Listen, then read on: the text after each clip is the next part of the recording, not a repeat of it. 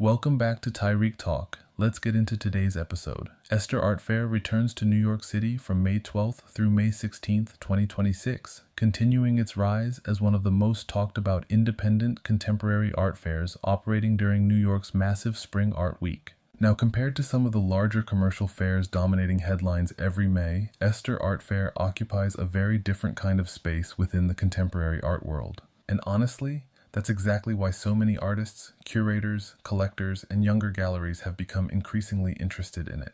Esther has quickly developed a reputation for being experimental, community-driven, artist-focused, and intentionally resistant to the hyper-corporate atmosphere often associated with larger international art fairs. The fair was founded around the idea of creating a more intimate and collaborative environment where emerging galleries, artist-run spaces, and younger contemporary practices could exist outside the pressures of traditional blue-chip fair structures. EstherArtFair.com. And over the last several editions, Esther has become one of the key alternative destinations during New York Art Week. For the 2026 edition, Esther Art Fair brings together approximately 45 galleries, project spaces, and artist initiatives from New York and around the world. EstherArtFair.com. Participating exhibitors include younger galleries from cities like New York, Los Angeles, Mexico City, London, Berlin, Brussels, Seoul, Toronto, and São Paulo, creating a very international but still highly curated atmosphere.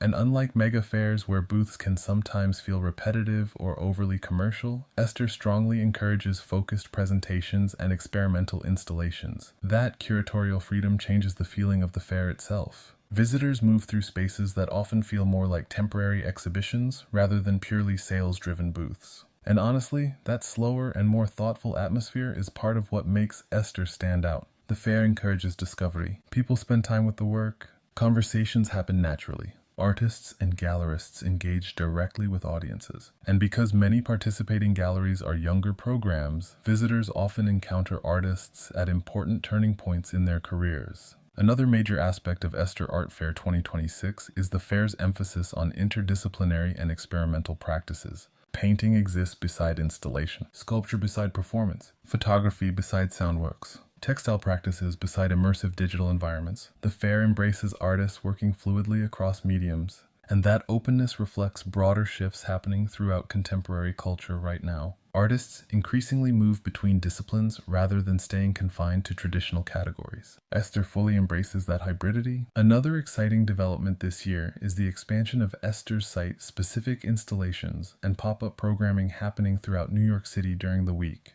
CulturedMag.com. Several participating galleries are organizing collaborative events, rooftop projects, performances, screenings, and temporary exhibitions extending beyond the primary fair itself. And during May in New York, that citywide energy becomes part of the entire experience. Frieze Week transforms the city completely. Collectors move between fairs nonstop. Gallery openings happen throughout Chelsea and the Lower East Side. Artists host dinners and performances. Museums launch major exhibitions. Fashion brands organize activations and events. And within that larger ecosystem, Esther offers something much more intimate and experimental. The fair feels younger, more flexible, more artist-centered. And honestly, that energy feels deeply connected to New York's long history of artist-run culture and independent creative communities. Another major talking point surrounding Esther Art Fair 2026 is the continued emphasis on collaboration rather than competition. The fair openly encourages participating galleries to think collectively rather than purely commercially. EstherArtFair.com. That philosophy creates a very different atmosphere compared to many traditional fairs.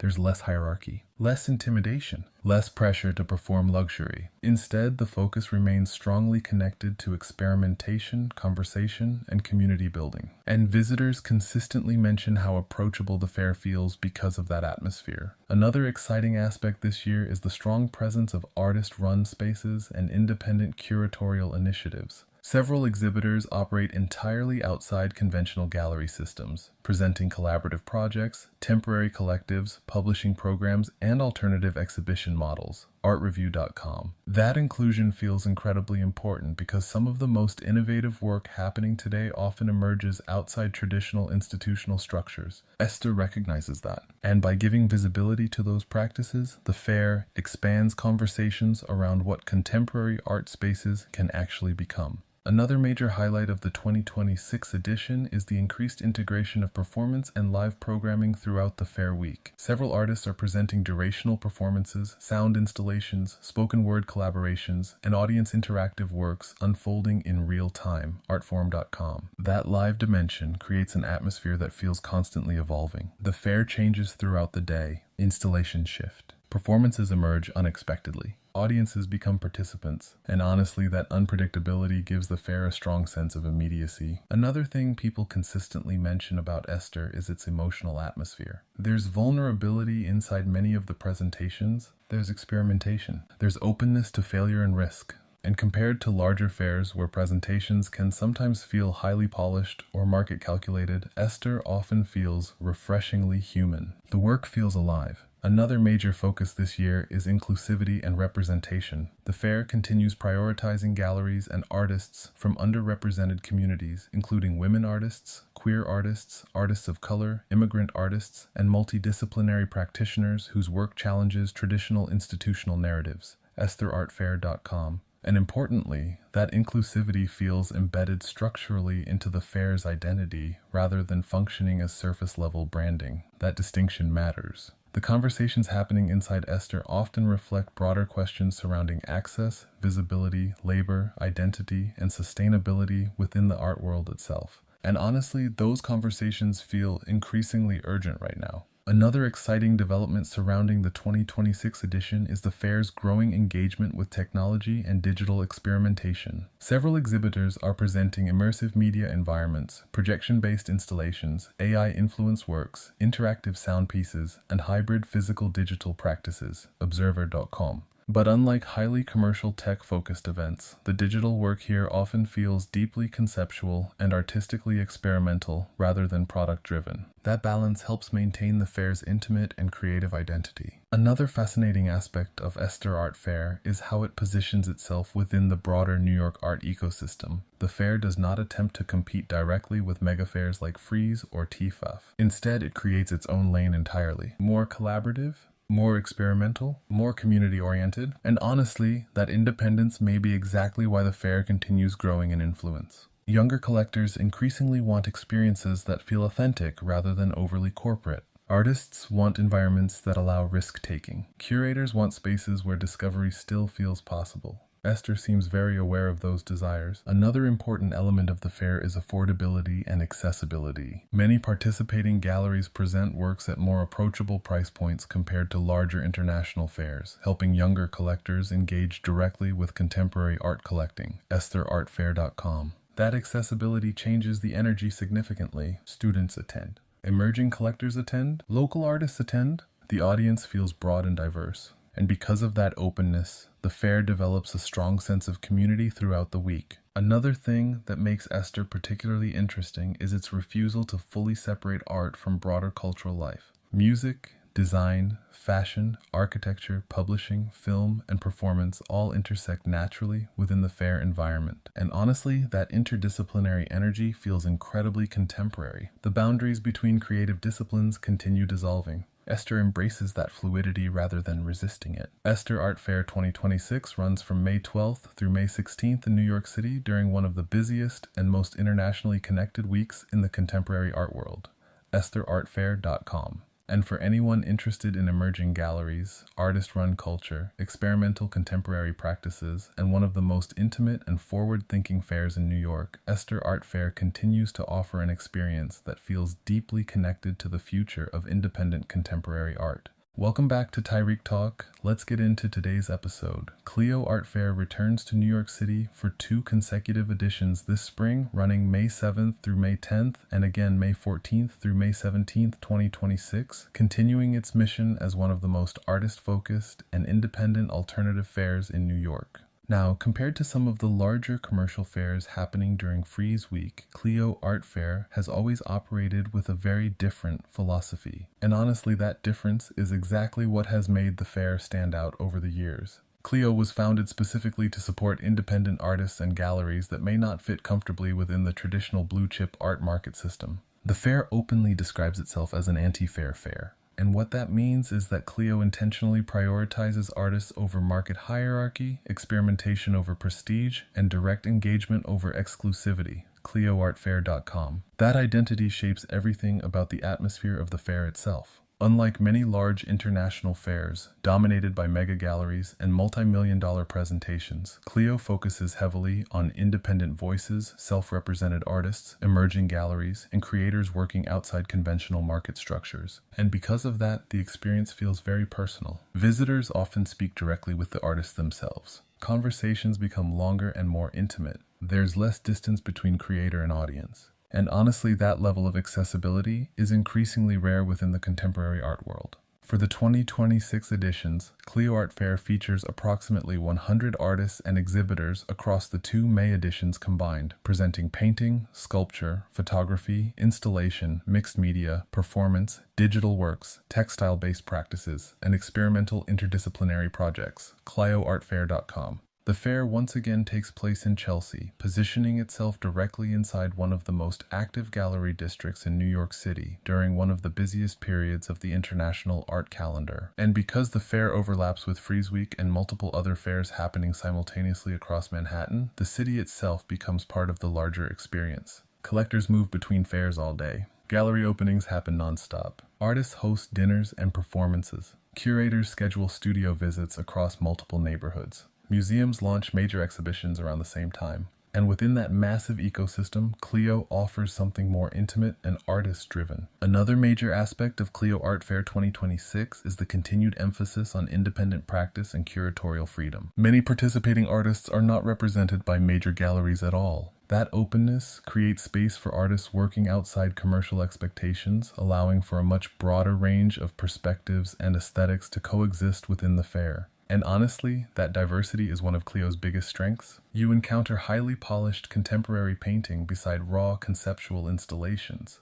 traditional media beside experimental digital works, large-scale sculpture beside deeply personal narrative projects. The fair embraces unpredictability. And because many participants are independent artists rather than large gallery programs, the presentations often feel deeply personal and emotionally direct. Another exciting element this year is the expansion of Clio's performance and live programming. The 2026 edition includes artist talks, live performances, music collaborations, immersive projects, and interactive installations happening throughout both weekends. ClioArtFair.com. And honestly, those live elements help create a very different atmosphere compared to more static fairs. The space feels constantly evolving. A performance may suddenly begin, an artist may alter an installation in real time. Visitors may become participants inside the work itself. That fluidity gives the fair a sense of immediacy and experimentation. Another major focus this year is Clio's ongoing support for artists from underrepresented communities.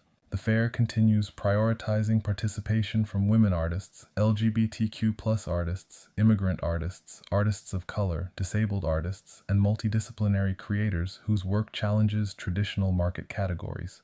ClioArtFair.com. And that commitment reflects broader changes happening across the contemporary art world right now. Collectors and institutions are increasingly interested in expanding whose stories and perspectives are centered within cultural spaces. Clio directly contributes to that shift. But importantly, the fair does not frame diversity as a trend or marketing strategy. Instead, inclusivity feels structurally embedded into the fair's identity itself. Another thing that separates Clio from many traditional fairs is its strong connection to experimentation and emerging talent. Many visitors attend specifically to discover artists before they become more widely recognized. And historically, several artists first introduced through Clio have gone on to secure gallery representation, museum exhibitions, residency opportunities, and broader institutional visibility. That discovery aspect remains central to the fair's appeal. Another exciting development surrounding Clio Art Fair 2026 is the expansion of partnerships with local creative organizations, nonprofits, and independent curators throughout New York City. ClioArtFair.com. Several collaborative pop-ups and satellite projects are taking place throughout Chelsea and neighboring districts during the week, extending the fair beyond the primary exhibition space itself. And honestly, that decentralized energy feels very connected to New York's artistic history. For decades, many of the city's most important creative movements developed through artist-run spaces, temporary exhibitions, warehouse projects, and collaborative communities operating outside traditional institutional systems. Clio continues carrying that spirit forward. Another important aspect of the fair is affordability and accessibility. Unlike many fairs where artworks are presented almost exclusively for elite collectors, Clio often includes works across a much wider range of price points, making contemporary art collecting feel more approachable for younger audiences and first-time buyers. That accessibility changes the atmosphere significantly. People feel more comfortable asking questions. Younger collectors engage directly with artists. Students attend without feeling intimidated, and because of that openness, the fair often attracts a very diverse audience. Artists, collectors, curators, students, writers, designers, musicians, local New Yorkers, international visitors, all interacting within the same space. Another major talking point this year is the fair's increasing embrace of interdisciplinary and technology-based practices. Several exhibitors are presenting immersive media works, projection-based installations, AI-influenced projects, sound environments, and interactive digital art, artreview.com. But unlike highly commercial tech-focused events, the technology here often feels experimental, handmade, or deeply personal rather than polished corporate spectacle. That distinction helps maintain the fair's artist-centered identity. Another thing people consistently mention about Clio is the emotional atmosphere of the fair itself. There's vulnerability inside the work. There's directness, there's risk-taking, and honestly, that emotional honesty can feel refreshing during major art fair weeks where commercial pressure sometimes dominates the experience. At Clio, the emphasis remains strongly connected to artistic expression itself. That doesn't mean sales aren't important. Of course they are. Artists need support. Independent practices need sustainability. Exposure matters, but the fair still feels grounded in creativity first, rather than market branding. Another exciting aspect of the 2026 edition is the increased number of international participants. Artists and galleries are arriving from Europe, Latin America, Asia, Canada, and across the United States, bringing a wide range of perspectives and artistic languages into conversation together. ClioArtFair.com. That international presence reflects how interconnected the contemporary art world has become. And yet, despite that global scope, Clio still maintains a very human scale. The fair feels approachable, conversations feel real, people take time with the work. And honestly, that intimacy may be one of the fair's greatest strengths. Another fascinating aspect of Clio is its resistance to rigid categories. The fair embraces artists working between disciplines, outside market trends, or beyond conventional expectations. Painting merges with installation. Performance intersects with sculpture. Photography blends into sound and video. The boundaries remain fluid, and that openness allows visitors to experience contemporary art as something alive and evolving, rather than fixed. Clio Art Fair 2026 runs in 2 editions this May, from May 7th through May 10th, and again from May 14th through May 17th in New York City during one of the busiest periods of the international art calendar, ClioArtFair.com. And for anyone interested in independent artists, experimental practices, emerging voices, and one of the most artist-centered fairs in New York, Clio Art Fair continues to offer an experience that feels personal, accessible, and deeply connected to the creative spirit of the city itself. Welcome back to Tarik Talk. Let's get into today's episode. Fridge Art Fair returns to New York City from May 13th through May 17th, 2026, bringing its signature mix of experimental art, independent spirit, performance, activism, and downtown energy back into the middle of one of the busiest weeks in the international art world. Now, compared to some of the massive commercial fairs happening simultaneously across New York during Frieze Week, Fridge Art Fair exists in an entirely different universe. And honestly, that's exactly the point. Fridge has always embraced being alternative, playful, artist-centered, and intentionally unconventional. The fair was founded by artist and curator Eric Ginsberg together with artist and producer Maria Van Kampen, and from the beginning, Fridge positioned itself almost as a reaction against the exclusivity and corporate atmosphere that can sometimes dominate larger art fairs. FridgeArtFair.com. Even the name itself, Fridge, carries humor and attitude. It feels casual, unexpected, a little rebellious, and that tone reflects the identity of the fair overall. Fridge Art Fair is known for supporting independent artists, emerging galleries, experimental projects, performance works, social practice, and artists who may not always fit comfortably within traditional commercial art fair structures. And over the years, the fair has developed a loyal following specifically because of that openness. For the 2026 edition, Fridge Art Fair features approximately 40 to 50 participating artists, collectives, galleries, and artist-run projects spread across multiple activations and installations throughout New York City. FridgeArtFair.com. Unlike traditional booth-driven fairs, Fridge often feels more fluid and collaborative. The fair blends exhibitions, pop-ups, performances, installations, screenings, talks, music events, and immersive projects together into one larger experience. And honestly, that flexibility is one of the reasons people love it. You never fully know what you're going to encounter. A performance might suddenly begin in the middle of the room. An artist may transform the space during the fair itself. A conversation becomes part of the artwork. Music spills into the environment. Fashion, poetry, activism, and installation all collide together. The fair embraces unpredictability. And during a week where many fairs can sometimes feel highly polished and commercially controlled, Fridge offers something raw and more spontaneous. Another major aspect of Fridge Art Fair 2026 is its strong emphasis on inclusivity and accessibility. The fair continues prioritizing participation from women artists, queer artists, artists of color, disabled artists, immigrant artists, and multidisciplinary creators working outside mainstream commercial systems. FridgeArtFair.com. That mission has been central to the fair's identity for years. Fridge openly positions itself as a platform for voices that are often underrepresented within larger institutional and market-driven spaces. And that commitment creates a very different atmosphere inside the fair. People engage directly with artists. Conversations feel personal. There's less hierarchy, less intimidation. The energy feels more connected to grassroots creative culture than luxury branding. Another exciting development this year is the expansion of Fridge's performance programming and interdisciplinary collaborations. The 2026 edition includes live performances, spoken word events, sound installations, experimental film screenings, and collaborative activations involving artists, musicians, dancers, and fashion designers. CulturedMag.com. And honestly, that interdisciplinary spirit feels very aligned with where contemporary culture is heading right now. The boundaries between art forms continue dissolving. Artists move fluidly between mediums. Performance intersects with sculpture. Fashion becomes installation. Music becomes part of exhibition making. Fridge embraces all of that fluidity. Another thing that separates Fridge from many other fairs is its strong connection to activism and social engagement. Many projects presented at the fair directly address issues including identity, migration, politics, mental health, climate change, gender equity, housing, and urban transformation.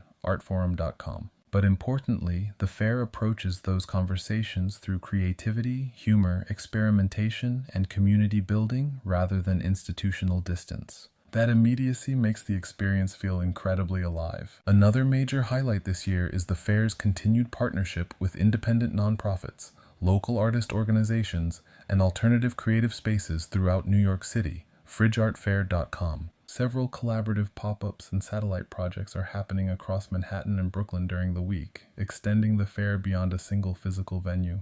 That decentralized structure feels important because Fridge has always embraced the idea of the city itself becoming part of the exhibition. And during Frieze Week, New York transforms completely. Collectors move between fairs all day. Gallery openings happen nonstop. Artists organize dinners, performances, and rooftop parties. Museums launch major exhibitions. Fashion brands host activations. Curators schedule studio visits across multiple boroughs. The city becomes saturated with art. And within that larger ecosystem, Fridge occupies a unique position. It feels scrappier, more experimental, more democratic. And honestly, that energy is deeply connected to New York's artistic history itself. For decades, New York's most important artistic movements often emerged outside established systems. Artists transformed warehouses into galleries, performances happened in alternative spaces, downtown culture developed through improvisation and collaboration rather than institutional approval. Fridge continues carrying that spirit forward. Another exciting aspect of the 2026 edition is the fair's growing use of immersive and interactive installations. Several participating artists are presenting projects that invite direct audience participation, blurring the line between viewer and artwork. Artreview.com. Visitors may walk through installations, contribute to evolving works, engage with performers, or become part of the artwork itself. That participatory energy creates a very different relationship between audience and exhibition. The experience becomes collective rather than passive. And honestly, that openness makes the fair feel incredibly accessible, especially for younger audiences or people who may feel intimidated by more traditional art spaces. Another major talking point surrounding Fridge Art Fair 2026 is the continued integration of technology and digital experimentation. Several artists this year are presenting AI-influenced works, immersive media environments, projection-based installations, and interactive digital projects, Observer.com. But unlike highly corporate tech-focused events, the technology here often feels handmade, playful, critical, or intentionally imperfect. That balance keeps the work feeling connected to artists rather than product design. Another thing people consistently mention about Fridge is the atmosphere itself. There's humor. There's music, there's conversation, there's spontaneity. Visitors often describe the fair as one of the most human experiences during New York Art Week. And honestly, that matters. Because during large art fair weeks, the art world can sometimes become extremely transactional. People rush from booth to booth. Conversations become brief. Everything moves fast. Fridge slows things down differently. It encourages interaction, experimentation, risk-taking, community. And because of that, many artists and visitors feel genuinely comfortable inside the space. Another exciting element this year is the fair's continued support for artist-run spaces and DIY initiatives. Several participating exhibitors operate outside conventional gallery systems entirely, presenting collaborative projects, temporary collectives, publishing initiatives, and community-based practices. FridgeArtFair.com. That inclusion feels important because some of the most innovative contemporary art today is happening outside traditional commercial structures. Fridge recognizes that, and by giving space to those practices, the fair expands the conversation around what an art fair can actually be. Not just a marketplace, but a cultural platform, a meeting point, a social environment, an experimental laboratory. Another thing that makes Fridge Art Fair stand out is its embrace of humor and playfulness. Many projects throughout the fair intentionally challenge the seriousness and exclusivity often associated with the contemporary art market. There's irony, satire, absurdity, improvisation. And honestly, that humor feels refreshing. Art doesn't always need to feel distant or intimidating. Sometimes it can also feel joyful, chaotic, emotional, weird, or deeply personal. Fridge leaves room for all of that. Fridge Art Fair 2026 runs from May 13th through May 17th across multiple locations and pop-up activations throughout New York City during one of the busiest weeks of the International Art Calendar, FridgeArtFair.com. And for anyone interested in experimental art, artist-driven culture, performance, activism, community, and one of the most unconventional experiences of New York Art Week, Fridge Art Fair continues to offer something entirely its own. Welcome back to Tarik Talk. Let's get into today's episode. TEFAF New York returns to the historic Park Avenue Armory from May 15th through May 19th, 2026, bringing together some of the world's most prestigious galleries, collectors, curators, museums, and cultural institutions for what continues to be one of the most sophisticated and influential art fairs in the international art market. Now, when people talk about TEFAF, they're talking about a fair that occupies a very different category compared to many other contemporary art fairs happening throughout New York. TEFAF stands for the European Fine Art Foundation, and the organization originally began in Maastricht in the Netherlands, where its flagship fair has become legendary for museum-quality presentations spanning centuries of art history. And unlike fairs focused exclusively on contemporary art, TEFAF moves across time itself. At TEFAF, you can walk from a booth presenting a Renaissance painting into a gallery specializing in contemporary sculpture, then into rooms filled with rare antiquities, jewelry, photography, manuscripts, modern design, Asian art, old masters, and 20th century masterpieces. That breadth is one of the things that makes TEFAF so unique. It's less about trends and more about art history as a living continuum. and the New York edition has become an essential extension of that identity. For 2026, TFAF New York features approximately 90 exhibitors from around the world, representing galleries from Europe, Asia, the Middle East, and North America. TFAF.com. The fair once again takes place inside the iconic Park Avenue Armory on Manhattan's Upper East Side, one of the most architecturally dramatic venues in New York City. And honestly, the venue itself changes the entire atmosphere of the fair. The Armory's historic interiors, soaring ceilings, period rooms, and monumental architecture create an experience that feels almost museum-like. Unlike convention center-style fairs, TFAF New York feels intimate, elegant, and immersive. Each gallery presentation is carefully staged almost like a temporary exhibition. Lighting matters. Furniture matters. Architecture matters. Every detail contributes to the atmosphere. And because the fair spans multiple centuries of artistic production, walking through TFAF feels less like navigating a commercial fair and more like traveling through different moments in art history simultaneously. One of the major highlights this year is the continued expansion of contemporary art presentations within the fair. While TFAF has historically been associated strongly with old masters and historical works, the New York edition increasingly embraces dialogues between historical and contemporary practices. ApolloMagazine.com. Several galleries this year are presenting contemporary artists alongside historical material, creating conversations across generations, cultures, and mediums. And honestly, that curatorial approach feels incredibly relevant right now. The art world today is increasingly interested in connections between past and present rather than rigid categories separating them. At TFAF, those boundaries dissolve. A contemporary sculpture might appear beside a 17th century painting, modern design beside classical antiquities, photography beside ancient objects. The fair encourages viewers to think about continuity, influence, memory, and material history across time. Another major talking point this year is the exceptional level of museum-quality works being brought to New York. TFAF has built its reputation around rigorous vetting standards, with committees of scholars, conservators, and specialists examining works before they appear at the fair. TFAF.com. That vetting process has become one of the defining aspects of the fair itself. Collectors and institutions trust TFAF because of its emphasis on scholarship, authenticity, and historical importance. And because of that reputation, major museums frequently acquire works directly from the fair. Curators from institutions across the world attend TFAF New York each year, searching for acquisitions, loans, and research opportunities. Another exciting aspect of the 2026 edition is the continued presence of younger galleries entering the fair alongside long-established dealers. While TFAF is often associated with highly established galleries, organizers have increasingly introduced newer exhibitors presenting contemporary and interdisciplinary practices.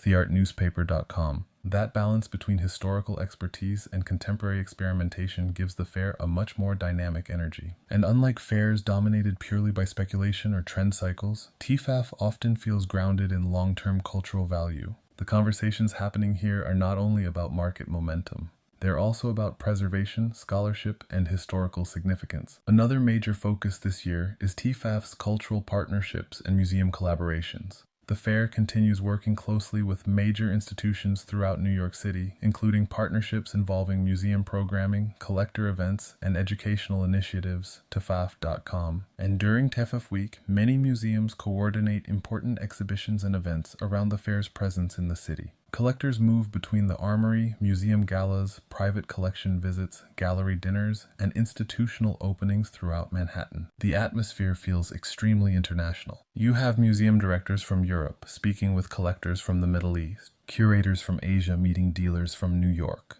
advisors, historians, artists, conservators, and patrons all moving through the same rooms. And because the fair attracts such a high-level audience, many important acquisitions and relationships begin quietly inside these conversations. Another exciting development surrounding TFAF New York 2026 is the increased emphasis on design and collectible objects. Several exhibitors this year are presenting museum-caliber furniture, decorative arts, jewelry, ceramics, and 20th century design pieces that blur the line between fine art and functional object. ArchitecturalDigest.com. That crossover between art, design, architecture, and interiors continues becoming more prominent throughout the contemporary collecting world. Collectors today increasingly build collections that move fluidly between categories. Paintings coexist with furniture, sculpture with lighting, historical objects with contemporary installations. And TEFAF reflects that interdisciplinary approach beautifully. Another fascinating aspect of TEFAF is the atmosphere of patience inside the fair itself. Unlike some contemporary fairs where people rush quickly through booths trying to see everything, TEFAF encourages slower looking. Visitors spend time with objects. They study details. They ask questions. They engage deeply with materials and histories. And honestly, that slower rhythm feels refreshing. The fair reminds audiences that art can also be about contemplation rather than constant spectacle. Another major point of excitement this year involves several special installations and curated presentations happening throughout the armory itself. TEFAF.com. These projects include site-specific installations, historical displays, and curated thematic presentations connecting different galleries and historical periods together. And because the armory itself is such a visually dramatic building, these installations become part of the architecture in a very cinematic way. The relationship between space and object becomes incredibly important throughout the fair. There's also a noticeable increase this year in conversations surrounding sustainability, conservation, and the future of collecting. Several talks and panels throughout TEFAF Week address topics including cultural preservation, ethical collecting, conservation science, and the evolving role of private collectors within institutional ecosystems. Artforum.com. And that intellectual side of the fair is one of the reasons TEFAF continues holding such influence globally. It's not only a marketplace, it's also a meeting point for scholarship, research, preservation, and cultural dialogue. Another exciting aspect of the fair is the extraordinary range of materials visitors encounter. Ancient marble sculpture, rare manuscripts, contemporary paintings, photography, jewelry, furniture, ceramics, works on paper, bronze sculptures, textiles, minimalist design, Renaissance portrait, all existing together within the same environment. That diversity creates a completely different emotional experience compared to fairs focused exclusively on contemporary work. You become aware of artistic continuity across centuries. And honestly, TEFAF can completely change the way people think about collecting. The fair encourages audiences to look beyond categories and trends and instead think about quality, craftsmanship, historical resonance, and cultural significance. There's also something deeply New York about TEFAF's Upper East Side presence. The Park Avenue Armory, Museum Mile nearby, historic townhouses, private collections, auction houses, major galleries.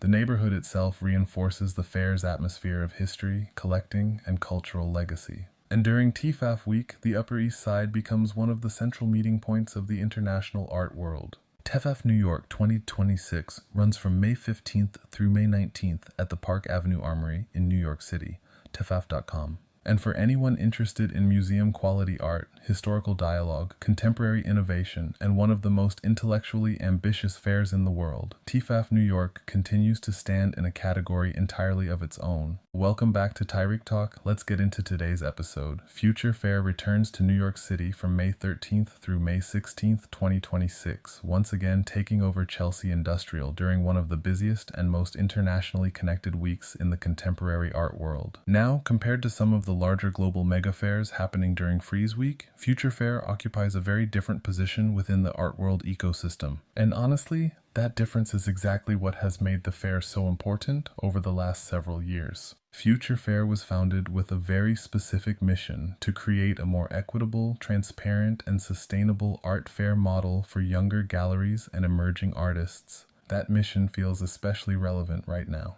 The contemporary art world can often be incredibly expensive and difficult for smaller galleries to navigate. Booth costs continue rising, shipping costs increase. International travel becomes more competitive, and many younger galleries struggle to survive within a system dominated by massive global dealers.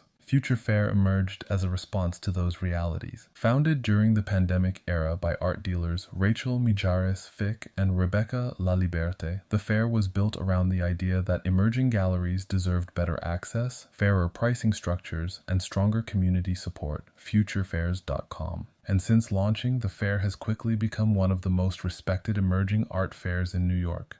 For the 2026 edition, Future Fair features approximately 70 galleries and artist-run spaces from around the world, with a strong emphasis on first-time exhibitors, younger programs, and underrepresented voices. Futurefairs.com. And unlike many traditional fairs, where booth placement and pricing heavily favor larger galleries, Future Fair has continued using alternative financial models intended to support smaller exhibitors more fairly. That includes initiatives like reduced booth costs, collaborative programming, and profit-sharing structures designed to make participation more accessible. Artnews.com. And honestly, those structural conversations are becoming increasingly important across the art world. Because the future of contemporary art doesn't only depend on major galleries and collectors. It also depends on whether smaller galleries and emerging artists can actually survive long-term. Future Fair directly addresses that issue. This year's edition includes galleries from New York, Los Angeles, Chicago, Mexico City, London, Berlin, Seoul, Toronto, São Paulo, and several other international cities.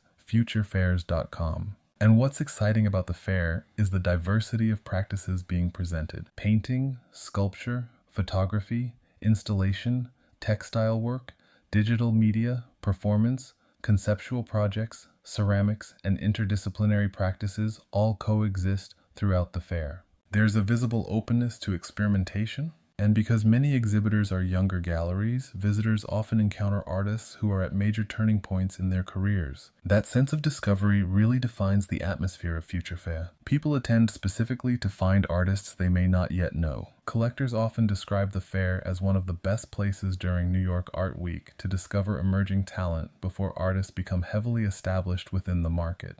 And over the past few editions, several artists first introduced through Future Fair have gone on to gain significant institutional attention, residency opportunities, and international gallery representation. Another major highlight this year is the expansion of the fair's partnerships and mentorship initiatives. Future Fair continues collaborating with arts nonprofits, collector groups, curators, and residency organizations to create educational programming and professional support systems for participating galleries. Futurefairs.com. That infrastructure matters, because for many emerging galleries, visibility alone is not enough. They also need access to networks, mentorship, press opportunities, and institutional relationships that can help sustain long-term growth. And Future Fair seems very aware of that reality. One of the most talked about aspects of the fair this year is the continued development of the Future Fair Prize and Curatorial Fellowship initiatives. Futurefairs.com. These programs support artists and galleries through acquisition opportunities, curator engagement, and public recognition throughout the week. And that emphasis on direct support rather than simply exposure feels especially meaningful. Exposure alone doesn't sustain artists, infrastructure does. And Future Fair repeatedly positions itself around building that infrastructure. The location itself also contributes heavily to the fair's identity. Chelsea Industrial has become one of the defining venues of New York Art Week, hosting several fairs and creative events throughout the year. The raw industrial architecture, open layouts, concrete floors, and downtown atmosphere create an environment that feels connected to New York's long history of artist studios and warehouse exhibitions. It feels energetic, young, experimental. And compared to more polished convention center style fairs, Future Fair often feels more grounded in artist culture itself. Another exciting aspect of Future Fair 2026 is the expansion of pop-up programming and off-site collaborations happening throughout Chelsea during the week. Culturedmag.com. Several participating galleries are organizing temporary exhibitions, rooftop installations, after-parties, and collaborative performances throughout Manhattan. And because Future Fair overlaps with Frieze Week, NADA, Independent, and several other fairs simultaneously, New York itself becomes completely transformed during these few days in May. Collectors move continuously between fairs. Artists attend openings across multiple neighborhoods. Curators schedule nonstop studio visits. Fashion brands host dinners and activations. Museums coordinate major exhibitions around the same time. The entire city becomes one interconnected cultural ecosystem. And within that ecosystem, Future Fair has carved out a very specific identity. It feels younger, more community-driven, more collaborative, and importantly, it feels hopeful. That optimism matters because the contemporary art world can often feel extremely exclusive and financially overwhelming, especially for younger artists and galleries trying to establish themselves. Future Fair offers an alternative model. And while yes, sales absolutely happen at the fair, the atmosphere still feels centered around dialogue, experimentation, and long-term growth rather than purely luxury branding. Another major focus this year is the fair's ongoing commitment to inclusivity and representation. Many participating galleries specifically focus on artists from historically underrepresented communities, including women artists, queer artists, artists of color, immigrant artists, and multidisciplinary practitioners working outside traditional market expectations. Artforum.com. That emphasis reflects larger shifts happening throughout the art world right now. Collectors are increasingly interested in broader perspectives and narratives. Institutions are reevaluating historical exclusions, and younger audiences are demanding more diverse representation within contemporary culture. Future Fair appears very conscious of those conversations. Another exciting element of this year's edition is the increase in interdisciplinary and technology-based work throughout the fair. Several exhibitors are presenting immersive installations, sound works, moving image projects, AI-influenced media, and experimental digital practices, artreview.com. But unlike some fairs that lean heavily into spectacle, Future Fair still maintains a strong focus on artistic experimentation and conceptual depth. Technology becomes part of the artistic language rather than simply a trend. And honestly, that balance helps the fair feel authentic. One thing that really stands out about Future Fair is the visible presence of artists themselves. At many major fairs, artists can sometimes feel disconnected from the commercial environment surrounding the work. At Future Fair, artists are often inside the booths, speaking directly with audiences, collectors, and curators throughout the week. That creates a very different energy. Visitors engage with practices more personally. Conversations become longer and more meaningful. There's less distance between the artwork and the people creating it, and because of that, the fair often feels incredibly alive. You feel possibility inside the space. You see younger galleries taking risks. You see experimental installations. You see artists testing new ideas. You see curators discovering emerging practices in real time. That sense of momentum defines the fair. And honestly, fairs like Future Fair play an important role in shaping what the future of the contemporary art world might actually look like. Not only aesthetically, but structurally. Questions around sustainability, accessibility, equity, collaboration, and artist support are becoming increasingly urgent. And Future Fair actively places those conversations at the center of its identity. That's part of what makes the fair so influential despite its relatively young history. It's not only presenting art, it's also proposing alternative ways of building the art world itself. Future Fair 2026 runs from May 13th through May 16th at Chelsea Industrial in New York City during one of the busiest weeks of the International Art Calendar, futurefairs.com. And for anyone interested in discovering emerging artists, supporting younger galleries, and experiencing one of the most forward-thinking and community-driven fairs in New York, Future Fair continues to be one of the most exciting destinations of the season.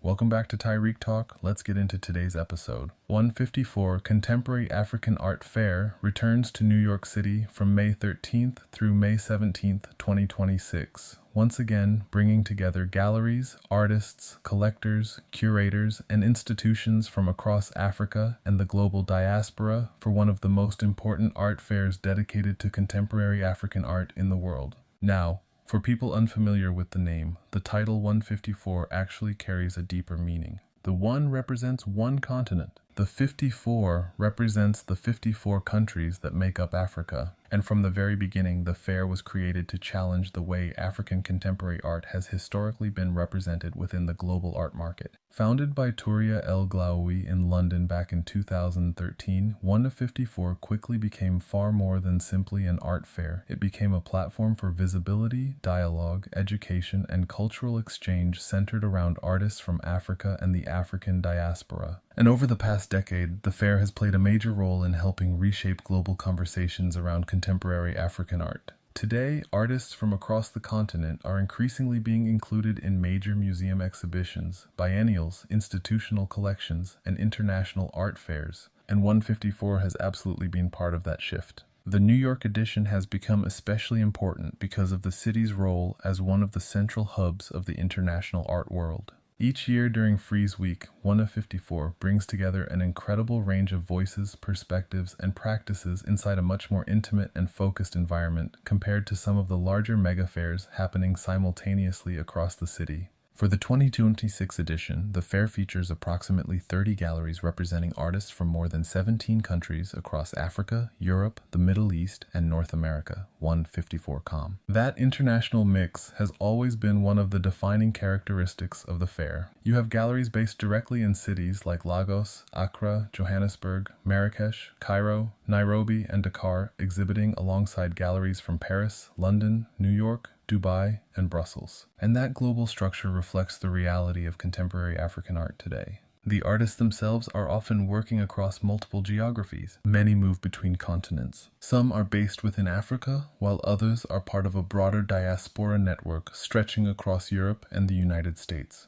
The fair embraces that complexity rather than trying to define African contemporary art as a single style or identity, and honestly, that's one of the most important things about 154. The fair consistently pushes against oversimplified narratives. There is no single African contemporary art aesthetic. Instead, visitors encounter an enormous diversity of practices, materials, histories, and perspectives. Painting, sculpture, photography, textile-based works, performance, installation, moving image, conceptual practices, and mixed media projects all coexist throughout the fair. And many of the artists represented are engaging with themes that resonate globally while remaining deeply connected to specific local histories and experiences. Another major highlight this year is the continued expansion of the fair's special projects and talks program. 1-54 has become known not only for its gallery presentations, but also for its conversations, panels, educational initiatives, and collaborations with museums and nonprofits throughout New York City.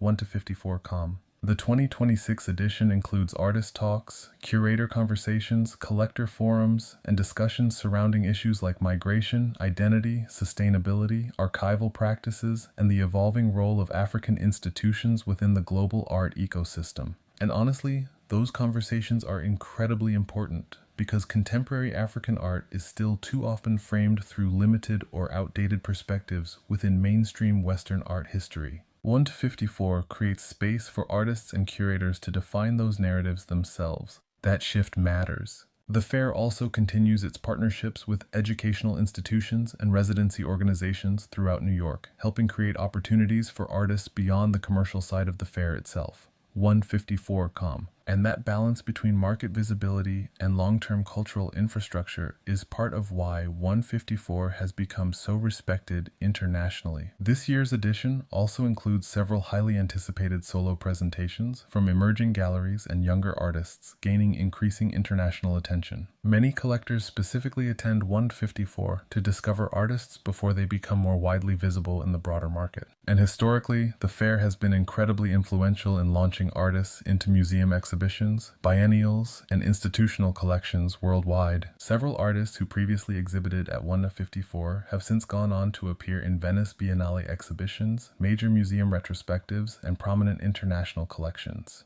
That track record has strengthened the fair's influence significantly over the past decade. Another exciting aspect of 1-54 New York 2026 is the fair's emphasis on interdisciplinary collaborations. Fashion, design, architecture, music, and film increasingly intersect throughout the programming. And that crossover feels very natural because many contemporary African artists already work fluidly across disciplines. Several special activations this year reportedly include collaborations between artists and designers, along with pop-up installations and site-specific projects happening throughout Manhattan during the week. Culturedmag.com. And during Frieze Week, New York itself becomes part of the experience. Collectors move between fairs all day. Gallery openings happen non-stop across Chelsea and the Lower East Side. Museums launch major exhibitions, artists host dinners and performances. Fashion brands organize activations. Curators move from studio visits to after-parties late into the night. And within that larger ecosystem, 1-54 occupies a unique position. The fair feels more intimate, more focused, more conversation-driven. Visitors often spend significant time engaging directly with galleries and learning about the artist's practices in depth. That atmosphere creates a very different experience compared to some of the larger commercial fairs where people move quickly through hundreds of booths. At 1-54, there's space for dialogue. And because of that, the fair often feels deeply personal. Another important element of this year's edition is the growing presence of galleries from North and West Africa. Over the past several years, cities like Lagos, Accra, Marrakesh, and Cairo have emerged as increasingly influential centers for contemporary art production and collecting. artnews.com. New institutions, residency programs, independent spaces, and collector networks continue developing throughout the continent, and the global art market is paying closer attention than ever before. At the same time, many artists represented at 154 continue addressing themes connected to colonial history, migration, labor, spirituality, ecology, memory, urban transformation, and identity. But importantly, the work is never reducible to those themes alone. There's also humor, abstraction, material experimentation, futurism, minimalism, performance, joy, fashion, sound, architecture. The fair presents African contemporary art as expansive and multidimensional rather than narrowly political or ethnographic. And that distinction feels incredibly important. One of the most exciting shifts happening right now is the increasing recognition of African contemporary art institutions themselves. For years, much of the global art market treated Europe and the United States as the primary centers validating artistic success. But today, institutions, biennials, museums, and collector communities throughout Africa are becoming increasingly influential in shaping international discourse directly. 154 reflects that evolution. The fair no longer simply introduces African artists to Western audiences. Instead, it operates as part of a much larger global network of institutions and conversations already happening across the continent itself. That's a huge shift. Another major talking point this year is the continued rise of younger collectors engaging with artists represented at the fair. There's growing interest from younger audiences who are actively seeking work connected to global histories, diasporic experiences, and emerging cultural movements beyond traditional Western frameworks. FinancialTimes.com. And fairs like 154 are increasingly becoming spaces where those collectors, curators, and artists connect directly. There's also a visible effort within the fair to maintain accessibility and educational engagement. Panels, walkthroughs, and programming are designed not only for experienced collectors, but also for students, younger audiences, and first-time visitors interested in learning more about contemporary African art. That openness is part of the fair's identity. And honestly, that accessibility helps create a much more welcoming atmosphere. The fair feels intellectually ambitious while still remaining approachable. And as the art world continues becoming more international, fairs like 1-54 play an increasingly important role in expanding whose stories, histories, and artistic languages are centered within global contemporary art conversations. The impact of the fair extends far beyond sales. It influences museum programming, curatorial research, academic discourse, collector awareness, institutional acquisitions, and long-term visibility for artists and galleries across the continent and diaspora. 154 Contemporary African Art Fair 2026 runs from May 13th through May 17th in New York City during one of the busiest and most internationally connected weeks in the contemporary art world. 154.com. And for anyone interested in discovering artists shaping the future of global contemporary art, 1-54 continues to be one of the most essential and influential fairs in New York.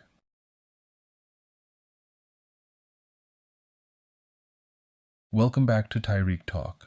Let's get into today's episode.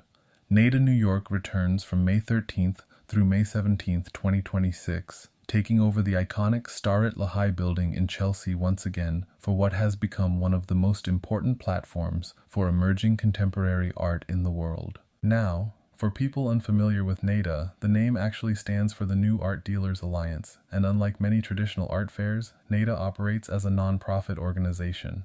That distinction is important because it shapes the entire identity and atmosphere of the fair itself. NADA has always positioned itself as artist-centered, community-driven, and focused on supporting younger galleries and experimental practices, rather than simply catering to the high-end luxury market. And honestly, that's what makes NADA feel different from so many other fairs happening during New York Art Week. While larger fairs often emphasize blue-chip names, massive booths, and multi-million-dollar sales, NADA has built its reputation around discovery. This is the fair where collectors, curators, artists, and critics often come specifically to find the next generation of influential artists before the wider market catches on. And for 2026, NADA New York feels especially ambitious. This year's edition features over 120 galleries, nonprofits, and artist-run spaces from more than 19 countries, creating one of the most internationally diverse editions in the fair's history, newartdealers.org. The Starrett Lehigh building itself continues to be one of the perfect homes for the fair. The historic industrial architecture, massive windows, open floor plans, and views across Chelsea create a very New York atmosphere. The building carries this mixture of downtown history, industrial design, and creative energy that really aligns with NADA's identity. And unlike some fairs that can feel extremely formal or intimidating, NADA often feels more relaxed, conversational, and exploratory.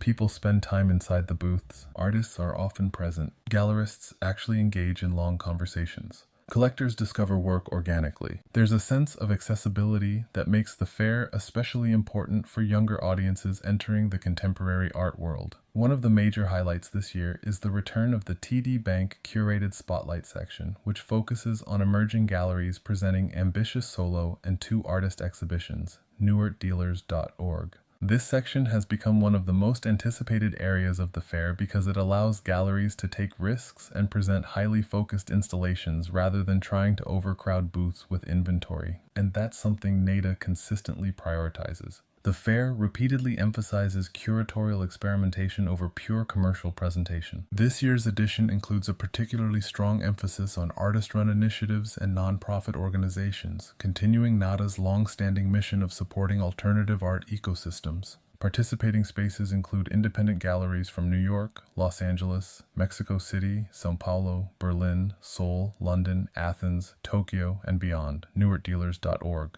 There's also a noticeable increase in participation from Latin American galleries this year, reflecting the growing international influence of artists and curators working throughout Central and South America. And one of the exciting things about NADA is that the fair often introduces audiences to regions and artistic communities that larger commercial fairs sometimes overlook. You walk through the fair and suddenly discover a gallery from Guatemala City presenting a young painter next to a nonprofit from Athens showing experimental installation work beside a Seoul-based gallery introducing multimedia artists. That diversity creates an entirely different viewing experience. And unlike fairs that feel dominated by a single aesthetic trend, NADA often feels unpredictable. Painting exists beside performance. Sculpture beside sound work, textiles beside conceptual installation, photography beside digital experimentation. The fair embraces that multiplicity. Another major point of excitement surrounding NADA New York 2026 is the expansion of NADA Presents, the fair's programming platform featuring conversations, performances, screenings, and live events throughout the week. newartdealers.org. This year's Talks program includes artist conversations, curator panels, collector discussions, and presentations addressing issues like sustainability, emerging art markets, artist-run culture, and the evolving relationship between technology and contemporary art. And honestly, those conversations are part of what makes NADA so valuable. The fair doesn't only function as a marketplace. It also functions as an educational and cultural platform. There's a visible effort to create dialogue around the realities of being an artist or running an emerging gallery today. That's especially important right now because the economics of the art world continue to become increasingly difficult for younger galleries. Rent costs rise, shipping costs rise, production costs rise. International travel becomes more expensive, and yet fairs like NADA continue creating opportunities for smaller galleries to gain international visibility. That role cannot be underestimated. For many participating galleries, NADA can genuinely change the trajectory of their program. A successful booth can lead to museum acquisitions, institutional exhibitions, international press coverage, collector relationships, and long-term growth. And for artists, the exposure can be career-defining. Another exciting aspect of NADA New York 2026 is the continued integration of pop-up activations throughout Chelsea and the surrounding neighborhoods. Several participating galleries are coordinating off-site exhibitions, temporary installations, rooftop events, and collaborative after-hours programming during the week. culturedmag.com. And because NADA overlaps with Frieze Week and the broader New York art calendar in May, the city itself becomes completely activated. Gallery openings happen simultaneously across Chelsea and the Lower East Side. Collectors move between fairs all day long. Artists host dinners and performances. Museums launch major exhibitions. Independent spaces organize late-night programming. There's this non-stop creative energy moving through the city, and NADA occupies a very specific position within that ecosystem. It's often considered one of the most approachable and community-oriented fairs during the week. That atmosphere matters. Younger artists attend, students attend, Emerging curators attend. People who may feel intimidated by larger fairs often feel comfortable inside NADA. And because of that openness, the fair has developed a very loyal audience over the years. Another major talking point this year is NADA's increasing emphasis on sustainability and alternative exhibition models. Several exhibitors are presenting booths designed with reusable structures, recycled materials, and lower impact shipping strategies, artforum.com. The fair itself has also continued discussions around creating more sustainable economic models for younger galleries participating in international art fairs. That conversation feels especially relevant right now because the traditional fair system has become increasingly expensive and competitive. NADA's nonprofit structure allows it to approach those conversations differently compared to many corporate fair organizations. And that mission-driven approach continues attracting galleries that value experimentation, collaboration, and artist-centered programming. Another exciting development for 2026 is the fair's growing connection to digital and interdisciplinary practices. Several exhibitors are presenting projects involving moving image, sound installation, AI-influenced media, and immersive technologies, artreview.com.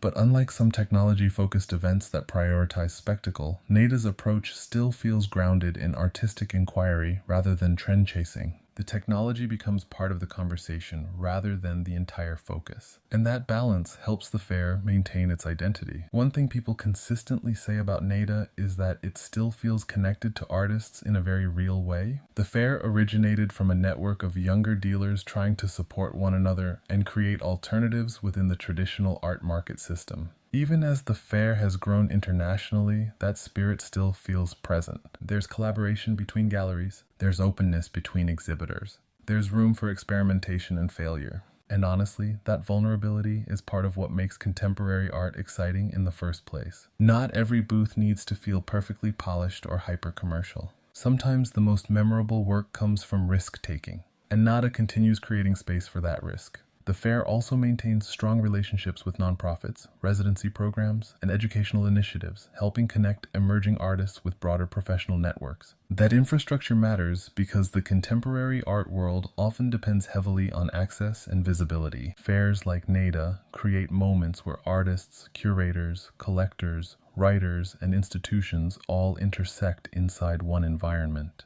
And during those few days in May, entirely new opportunities can emerge. Careers begin, collaborations form, exhibitions get planned, collections evolve, all happening through conversations taking place inside the aisles of the fair. There's also something uniquely New York about NADA. The industrial setting, the downtown energy, the blend of emerging and established voices, the mixture of international perspectives colliding inside Chelsea during one of the busiest art weeks of the year. It reflects the city's role as a place where different creative communities continuously intersect. And even as the art world becomes increasingly globalized, New York still remains one of the central meeting points for contemporary culture. NADA New York 2026 runs from May 13th through May 17th at the Starrett Lehigh Building in Chelsea, New York City, newartdealers.org. For anyone interested in discovering emerging artists, exploring experimental gallery programs, or experiencing one of the most community-driven fairs in the international art world, NADA continues to be one of the essential destinations during New York Art Week.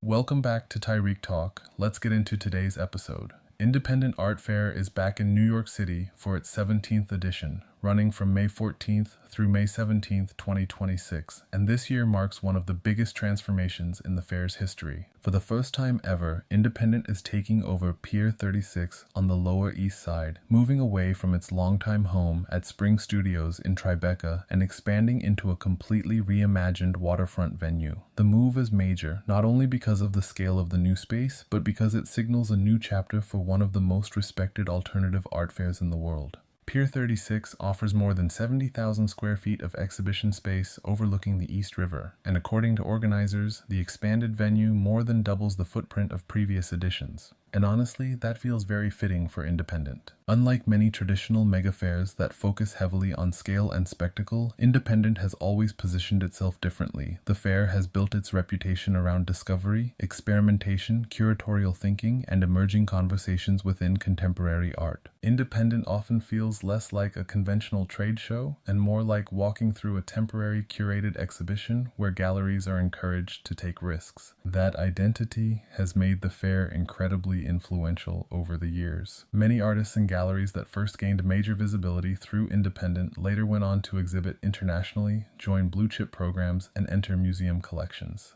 And for 2026, the fair seems fully committed to expanding that mission. This year's edition features 76 exhibitors from around the world, with nearly half of the galleries participating in independent for the very first time. That statistic alone says a lot about the fair's philosophy. Instead of relying only on established names year after year, independent continues to introduce fresh galleries, younger programs, and new voices into the conversation. And another major detail this year is that more than a third of the presentations are solo artist booths focused on artists who have never previously had solo presentations in New York. That initiative is now officially being framed under the fair's new curatorial platform called Independent Debuts. And that's one of the reasons so many curators, collectors, and art professionals pay close attention to independent. It's often where you see the future of the art world before the wider market fully catches on. One of the biggest talking points surrounding this year's fair is the new architectural redesign of the space itself. The internationally recognized architecture firm SOIL, known formally as Solid Objectives Edinburgh Lou, has designed the exterior environment for Pier 36.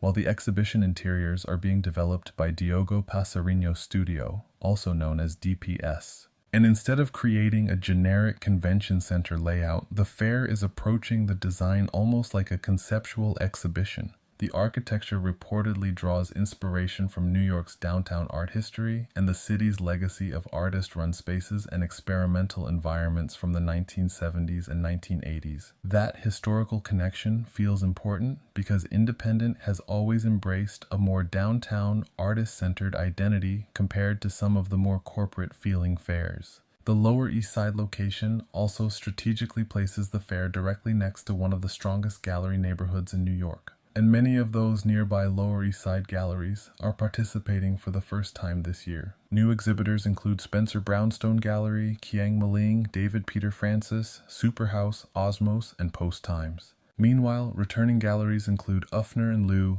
March, and Long Story Short, helping create a strong local New York presence throughout the fair. Another major highlight this year is the return of Jack Shainman Gallery to a New York art fair after more than 6 years away. That return alone has generated a lot of conversation across the art world because Jack Shainman is one of the most respected contemporary galleries in the country, representing artists whose work frequently enters museum collections and major institutional exhibitions. Independent 2026 is also heavily emphasizing international participation. Galleries are arriving from Europe, Asia, Latin America, and across the United States, creating a global mix of perspectives while still maintaining the fair's intimate atmosphere. And unlike some larger fairs where booths can feel overwhelming or commercially repetitive, Independent encourages galleries to build focused presentations that feel almost museum-like. There's a slower rhythm to the fair. Visitors are encouraged to spend time with the work rather than simply rushing from booth to booth. And that slower, more thoughtful environment is part of what has made Independent so respected among artists and curators. One of the most exciting crossovers this year involves fashion.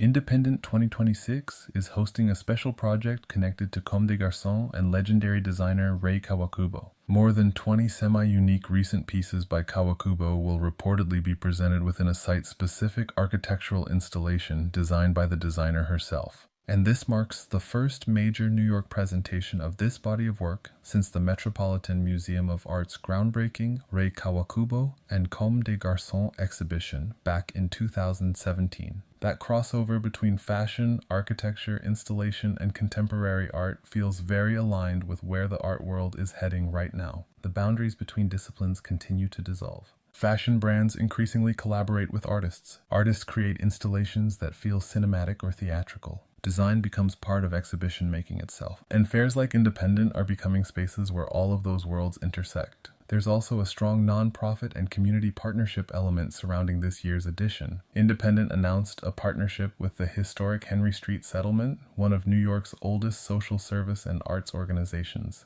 The organization will host a gala celebration during the opening night of the fair, with proceeds helping support Henry Street's social services, healthcare initiatives, and arts programming throughout New York City. That partnership reflects something important about Independent's identity. The fair repeatedly describes itself as a mission-driven organization rather than simply a commercial marketplace. And while yes, major collectors and institutions attend Independent every year, there's still a visible attempt to maintain a connection to artists, nonprofits, alternative culture, and community engagement. And during Independent Week, the Lower East Side itself becomes part of the experience. Visitors move between the fair, nearby gallery openings, artist dinners, rooftop events, pop-ups, after-parties, and museum exhibitions throughout downtown Manhattan. The entire neighborhood becomes activated. That energy is one of the things that makes New York during May feel so special for the art world. You have Frieze happening simultaneously across the city. You have gallery openings in Chelsea and the Lower East Side. You have nonprofit spaces launching exhibitions. You have collectors flying in from around the world. And in the middle of all of that activity, Independent offers something slightly different. It feels more experimental, more intimate, more discovery-driven. It's a fair where visitors often leave talking about artists they had never heard of before entering the building. And honestly, that's increasingly rare in today's art market. Many fairs have become extremely predictable, dominated by the same names and same presentations repeated internationally from city to city. Independent pushes against that. The fair is intentionally structured around surprise, experimentation, and new conversations. And because of that, it often feels more connected to the actual evolution of contemporary art rather than simply the commercial side of it. Of course, sales still matter. Major acquisitions happen here. Museum curators attend. Collectors buy work. Careers are launched. But there's also a visible effort to preserve curiosity inside the experience. And that balance between commerce and experimentation may be exactly why Independent has continued to grow in influence over the past 17 years. For artists especially, Independent can represent a huge moment of visibility. A successful presentation at the fair can completely shift the trajectory of an artist's career, leading to institutional interest, international exhibitions, press coverage, and long-term gallery relationships. And for audiences, it creates a rare opportunity to encounter a broad spectrum of contemporary art practices all under one roof. Painting, sculpture, installation, textiles, conceptual work, photography, moving image, performance, architecture, fashion-based projects, all of it coexisting together inside this new waterfront environment at Pier 36. There's also something poetic about the location itself. A pier along the East River, industrial architecture, downtown Manhattan, contemporary art occupying a transitional urban space. It feels connected to New York's long history of artists transforming overlooked or industrial spaces into centers of creativity. And that history becomes part of the atmosphere of the fair itself. Independent Art Fair 2026 runs from May 14th through May 17th at Pier 36 on the Lower East Side of New York City. For collectors, curators, artists, and anyone interested in where contemporary art is heading next, Independent continues to be one of the most important and most closely watched fairs in New York. Welcome to Tarik Talk. Let's get into this episode. Frieze New York is back for 2026, returning to the shed from May 13th through May 17th, and once again transforming New York City into the center of the global contemporary art world. This year marks the 15th edition of Frieze New York, and the energy around the fair feels bigger than ever. Located in Hudson Yards, the shed has become the home of Frieze New York over the last several years, and the venue itself really changes the experience of the fair. Unlike the older tent structure Frieze used on Randall's Island years ago, the shed gives the event a more architectural, urban, and integrated feeling with the city. You walk outside and immediately you're surrounded by galleries, museums, restaurants, Chelsea exhibitions, the High Line, and non-stop activity across Manhattan during Frieze Week. For anyone unfamiliar with Frieze, this is one of the most influential art fairs in the world. Alongside editions in London, Los Angeles, and Seoul, Frieze New York has become one of the key moments on the international art calendar, where collectors, curators, museum directors, artists, celebrities, and galleries all come together under one roof. And this year's edition is massive. Frieze New York 2026 features approximately 68 to 70 galleries from around 26 countries, bringing together a combination of blue-chip powerhouse galleries, mid-career programs, and younger experimental spaces. One of the major conversations around this year's fair is the strong representation of Latin American galleries and artists.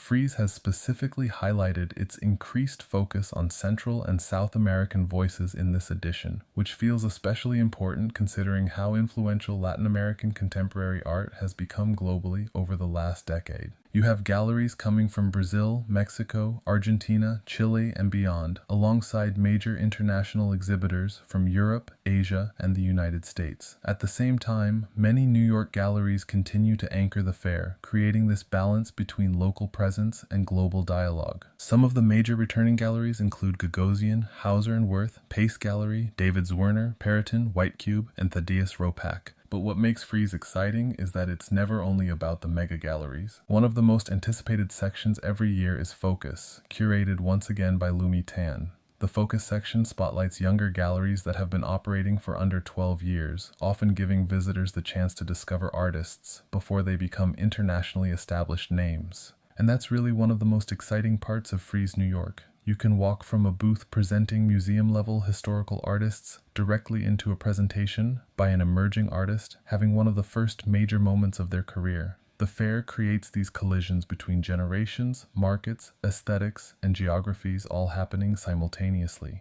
This year, one of the big stories coming out of the Focus section is the Focus Stand Prize, which was awarded to Buenos Aires-based W Galleria for its presentation of indigenous Chilean artist Seba Calfuqueo. That award really reflects a larger shift happening in the art world right now. Institutions and fairs are increasingly recognizing artists and galleries working outside traditional Euro-American centers, and Frieze 2026 seems very aware of that momentum. Another thing that separates Frieze New York from many fairs is the programming outside the booths themselves. This year's Frieze Projects expands beyond the shed into collaborations with major institutions across New York City, including Whitney Museum of American Art and Dia Art Foundation. Instead of only functioning as a commercial fair, Frieze is increasingly positioning itself as a citywide cultural platform. There are performances, installations, moving image works, conversations, and immersive projects happening throughout Chelsea and Hudson Yards during the week. One of the featured performance artists this year is Kite, collaborating with Counterpublic, while other programming includes projects by David Lamelas and Jonathan Gonzalez. And honestly, that expansion beyond the booths is important because it changes the feeling of the event. Frieze Week becomes less about simply buying and selling art and more about creating an ecosystem across the city. During Frieze Week, New York itself becomes part of the experience. Museums coordinate major openings, galleries launch new exhibitions, fashion brands host dinners and activations. Collectors move from breakfast meetings to studio visits to after parties late into the night. The city becomes completely saturated with contemporary art. And speaking of fashion, Frieze has increasingly become a crossover moment between the art world and luxury fashion culture. Vogue even highlighted the fashion presence at the opening days of this year's fair, emphasizing how Frieze has become a social and cultural event far beyond just the art itself. That crossover between art, design, fashion, architecture, and lifestyle feels especially strong this year because Frieze Week overlaps with NY6 design and several other cultural events happening across the city. So visitors aren't only seeing gallery booths, they're experiencing New York during one of the busiest creative weeks of the year. And when we talk about partnerships and collaborations, Frieze 2026 is also leaning heavily into institutional relationships. The collaborations with the Whitney and Dia Foundation are major examples, but the fair also continues partnerships with nonprofits and curator-led initiatives. That balance between commercial success and institutional credibility is part of why Frieze remains so influential. Because yes, there's obviously a market side to all of this. Major sales happen here, museum acquisitions happen here, careers can completely change after a successful Frieze presentation. But there's also a curatorial side that shapes conversations happening across the art world for years afterward. And even for people who aren't collectors, Frieze can still be inspiring because it offers this rare opportunity to see an enormous range of contemporary art practices all in one place. Painting, sculpture, video, installation, performance, conceptual work, textile-based practices, digital art, socially engaged work, it's all happening simultaneously. You can spend hours walking through the fair and still feel like you missed something. That's part of the excitement. There's also something fascinating about the psychology of an art fair itself. Galleries spend months preparing these booths. Artists create works specifically for these presentations. Booth layouts are designed almost like temporary exhibitions. Every wall, every lighting decision, every placement matters. And for 5 days, this temporary city of art exists inside the shed. Then suddenly it disappears. The works go back into collections, museums, storage, galleries, or shipping crates traveling across the world to the next destination. There's something very cinematic about that. And for New York specifically, Frieze continues to reinforce the city's role as one of the global capitals of contemporary art. Even in an era where the art world is increasingly international and decentralized, New York still holds enormous influence. During Frieze Week, you really feel that concentration of energy. Curators from major museums, international collectors, emerging artists, critics, journalists, influencers, and art lovers all moving through the same spaces at the same time. It becomes this intersection of culture, commerce, and creativity. So whether you're attending Frieze New York to discover emerging artists, see museum quality works, network within the industry, experience the city during Art Week, or simply observe the atmosphere, the 2026 edition feels like one of the strongest and most internationally connected editions in recent years. Frieze New York 2026 runs from May 13th through May 17th at the Shed in Hudson Yards in New York City.